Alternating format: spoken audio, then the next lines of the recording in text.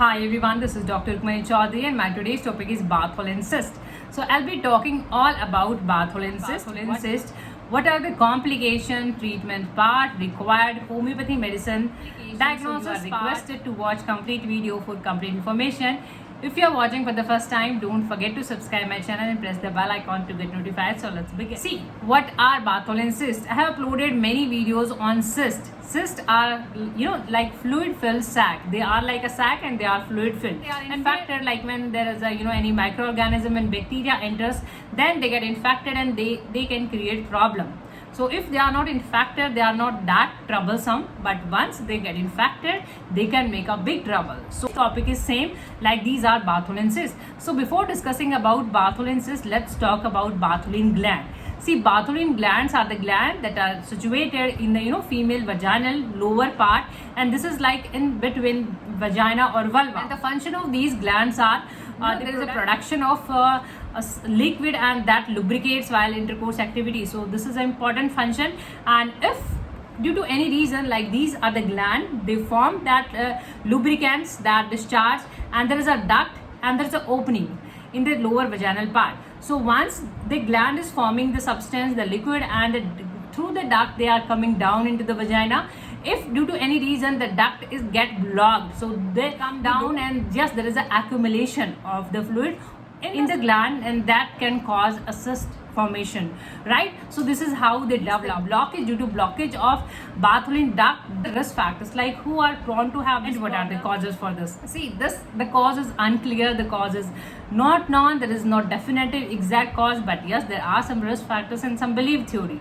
So once again, it is like that due to any region, if there is a blockage of duct, that one reason, the blockage of duct, that can lead to the further accumulation, and if the bacteria get trapped over there, and they can cause infection, and the commonest one is E. coli, Neisseria gonorrhoeae, and trachoma. So these are at times see, this is not a type of STI, this is not a sexually transmitted infection or sexually transmitted disease, but there is a correlation that if you have STI, then yes, it is found in those women. So there is a correlation, but it is not a type of STD part. See, the 20 to 30 years is the age bracket that they are more prone to have this problem. And if you have any previous surgery for that particular area, and if you have any injury of that particular area, and if you had Bartholin cyst earlier, so yes, you can have it like there is a recurrence. And or symptoms part, what are the symptoms you have while you have this problem?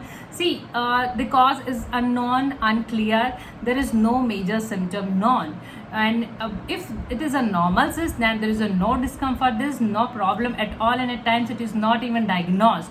It is diagnosed while you go for routine examination for other problem. That once it is infected, like it gets infected, then you can develop some major symptom, like you can have redness over there, you can have pain, you can have that particular area tender, means there is a painful to touch, and there is a lumpy feeling over there, and you can even have fever if this infection is severe. So with time, or if you are having infection, no major symptom known, and at time there is no treatment required, it gets dissolved on its own. Complication part, what are the complication? See, that it is the commonest complication that we call it like Bartholin abscess. Once the abscess is collected over there, the fluid accumulation, and it is infected, then there is a Bartholin abscess, and this is a common complication. In symptom part, you can have dyspareunia, pain while relation, even you have discomfort while sitting. Moving on, diagnosis part, what it is required, it is diagnosed by pelvic examination. Your doctor do your pelvic examination, and there is a lumpy feeling, and these cysts are not visible by naked eye, they are barely visible. Doctor can only examine pelvic examination, and at times urine or blood test can be done, and swab examination. You have that discharge, so that discharge, that swab can be studied for further ruling out of other infection, like whether it is due to any STD associated, any STDs associated with that or not. And if you have menopause, yes, in that case biopsy can be done. So biopsy is only done in postmenopausal women and not in the reproductive age group women. So it is only after your menopause, small tissue is taken out and it is studied further to ruling out any valvular cancer. Biopsy can be done.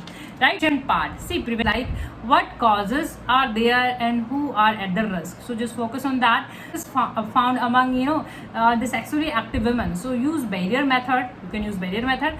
Hygiene is the, again, if you have, if there is a normal cyst, it doesn't bother you much, but if it is infected, this can cause a problem, so just maintain the proper hygiene for that particular area. Examination, you can go for your routine examination, regular examination.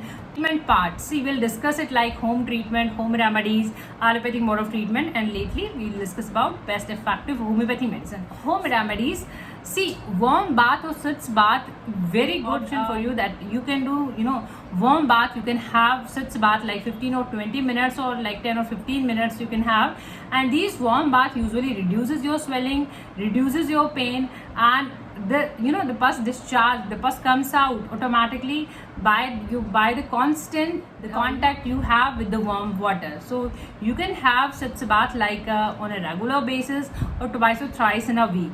So just the pus come out and infection is reduced.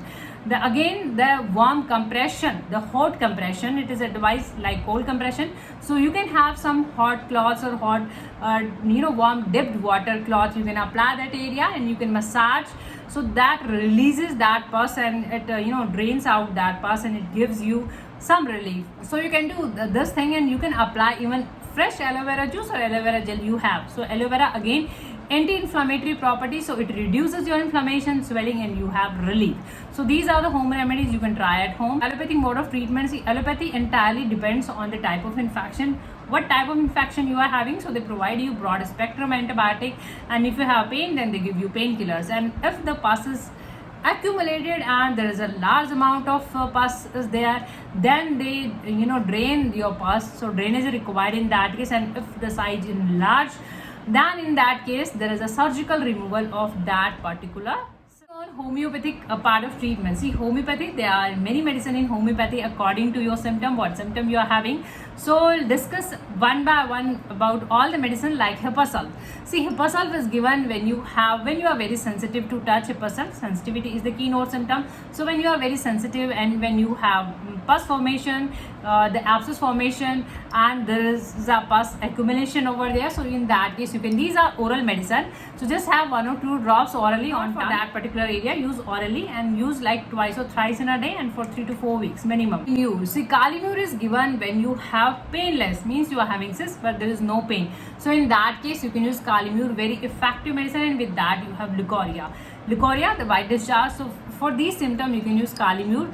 If you're watching on provided all the link on the description box, you can buy medicine from there and you can start your treatment. Again, 1 or 2 drops, and try to use one medicine at a time. And if you have other symptom and using multiple medicine, just maintain 5 or 10 minutes gap in each medicine. So this is how you can use Calimure. Maxol is given when you have nightion, means your pains are worse while sleeping, and you have pus formation again, and there is a initial stage. It can be the initial stage and it can be with the leukorrhea problem. So in that case you can use Maxol. Sabina is very effective. It is the top, it comes on the top. So Sabina you can use when you have when we have cyst in vulva, then Sabina is the best effective medicine. So Sabina is used same way like orally, 1 or 2 drops medicine as well, like they are used for cysts like Apis mellifica, there is Apis, Calcarea carp, Conium mine, Calcarea flor. But all these medicine, they are prescribed on your symptom similarity, what symptom you are having, what other symptom you are having, how old is your problem. This is how they work. So hopefully this video can help you. If you find this video knowledgeable, informative,